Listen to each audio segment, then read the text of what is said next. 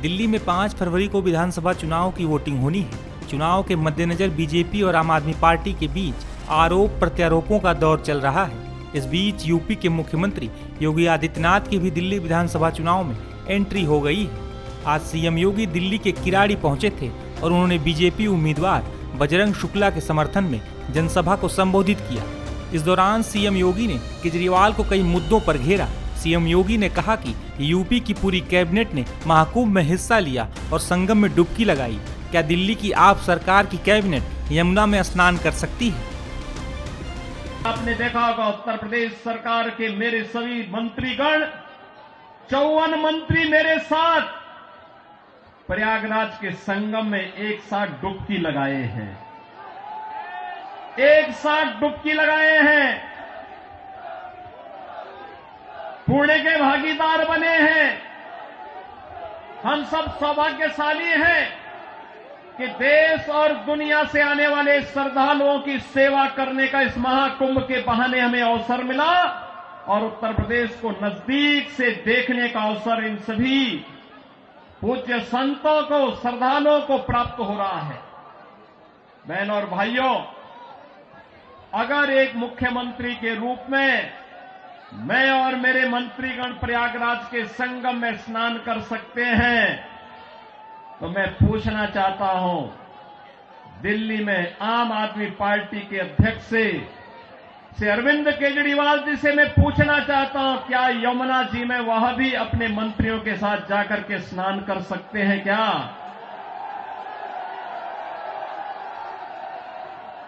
अगर उनमें नैतिक साहस है तो उनको इसका जवाब देना चाहिए। यमुना मैया को एक गंदे नाले के रूप में बदलने का अपराध क्या उन्होंने किया है कि नहीं किया है? और अगर वह व्यक्ति इस बात का अपराधी है तो फिर मुझे नहीं लगता है कि जिस जनता जनार्दन की इस अदालत में उन्हें कोई माफी दी जानी चाहिए। वो माफी के हकदार नहीं हो सकते। बहनों और भाइयों, आज जब हम लोग दिल्ली की स्थिति को देख रहे हैं, ये राष्ट्रीय राजधानी है और राष्ट्रीय राजधानी में एनडीएमसी के क्षेत्र को छोड़ दें, शेष दिल्ली में क्या स्थिति है सड़कों की, शेष दिल्ली में क्या स्थिति है सीवर की, शेष दिल्ली में क्या स्थिति है स्वच्छता की और क्या स्थिति है पेयजल की। ये बुनियादी सुविधाएं होती हैं, ये बुनियादी सुविधाएं होती, हर नागरिक का अधिकार होता है इन सभी सुविधाओं पर। याद करिए, आज से 1 दशक पहले तक लोग याद करते थे, सुविधा प्राप्त करने के लिए दिल्ली आने की बात करते थे, सुविधाओं के लिए दिल्ली आते थे। अच्छी सड़क देखनी हो, मॉडल देखना हो, मेट्रो का मॉडल जो सरदेव अटल बिहारी वाजपेयी जी ने प्रारंभ किया था, उसे देखने के लिए पूरा देश दिल्ली आता था। सड़कों की बात होती थी, दिल्ली आता था। स्वच्छता की बात होती थी, दिल्ली आता था। कोई नया कार्य होता था, उसको देखने के लिए लोग दिल्ली आते थे। लेकिन बहनों और भाइयों, आज क्या स्थिति है? क्या बना दिया है? सड़क पे गड्ढा है या गड्ढे में सड़क है, कोई पता ही नहीं लग रहा है। मैं जब से चल रहा हूं यही दिल्ली के अंदर देख रहा हूं। बहनों और भाइयों, ये हमने खिलवाड़ करने की छूट एक व्यक्ति को और उनके गिरोह को क्यों दे दी है? स्वच्छता की स्थिति कितनी दुर्गतिपूर्ण है। कूड़ा का ढेर पड़ा हुआ है, गंदगी का ढेर पड़ा हुआ है। मुख्यमंत्री योगी आदित्यनाथ यही नहीं रुके। उन्होंने अरविंद केजरीवाल पर हमला बोलते हुए कहा कि क्या केजरीवाल की सरकार ने दिल्ली में किसी मंदिर का सौंदर्यीकरण कराया है? दिल्ली की आर्थिक स्थिति इतनी बदहाल कर चुके हैं कि उनको भी कई महीनों का नहीं मिला और जब वहां से हो हल्ला शुरू हुआ तो इन्होंने उसको डाइल्यूट करने के लिए कहा कि हम पुजारियों को भी देंगे। बहनों और भाइयों, मैं पूछना चाहता हूं अरविंद केजरीवाल जी से और उनकी पूरी टीम से, क्या किसी मंदिर के सुंदरीकरण की कार्य योजना को उन्होंने कभी आगे बढ़ाया? कभी बढ़ाया? मॉडल देखना हो तो आइए काशी में काशी विश्वनाथ धाम को देखिए। मॉडल देखना हो अयोध्या में श्री राम जन्मभूमि पर भगवान राम के भव्य मंदिर के मॉडल को देखो। मॉडल देखना हो तो प्रयागराज में आइए। प्रयागराज में महाकुंभ के आयोजन स्थल को देखो। आस्था का सम्मान ऐसे होता है। 1000 से अधिक ऐसे विरासत से जुड़े हुए धार्मिक और आध्यात्मिक स्थलों के पुनरुद्धार और सुंदरीकरण का कार्य के लिए उत्तर प्रदेश के अंदर चल रहा है या पूरा हो चुका है। बहनों और भाइयों, यहां पर आम आदमी पार्टी आपकी भावनाओं के साथ खिलवाड़ कर रही है, लेकिन वे भत्ता देने की बात और मानदेय देने की बात करते समय भूल गए कि उन्होंने बौद्ध मठों से जुड़े हुए भंतों को छोड़ दिया है।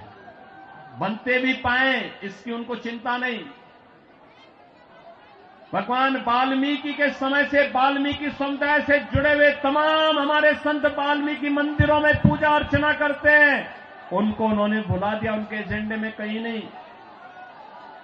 आम आदमी पार्टी के एजेंडे में रविदासी मंदिरों के पुजारी नहीं है।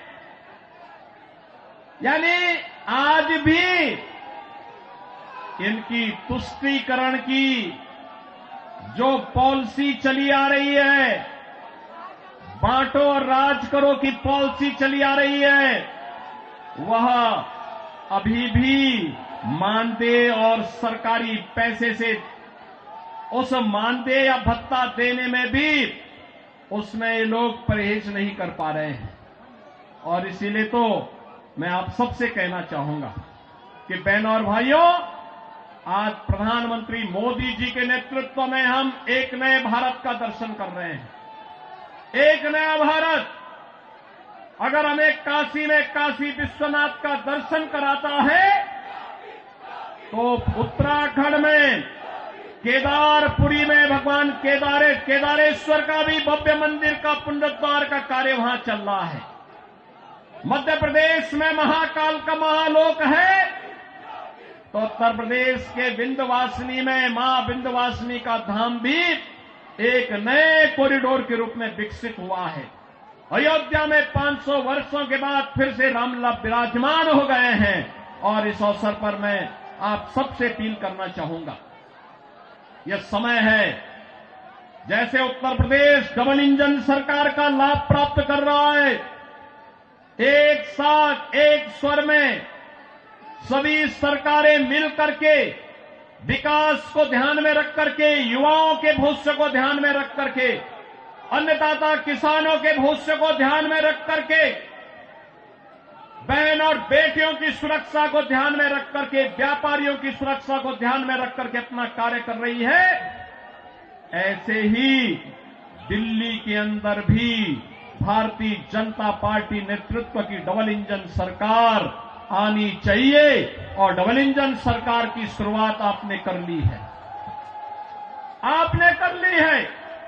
याद करिए, जब से अरविंद केजरीवाल और उनके मंत्रियों को भ्रष्टाचार के मामले में जेल में बंद किया गया था, जेल से जमानत पे छूटने के बाद इन्होंने कहा था कि जनता जनार्दन फैसला करेगी। अरे जनता जनार्दन ने तो लोकसभा चुनाव में फैसला कर लिया है। दिल्ली में 100% रिजल्ट प्रधानमंत्री मोदी जी के साथ रहा। चंदौलिया जी को आपने यहां से अपना सांसद चुन करके भेजा है, देश की संसद में भेजा है। तो जनता जनार्दन तो अपना फैसला कर ही चुकी है।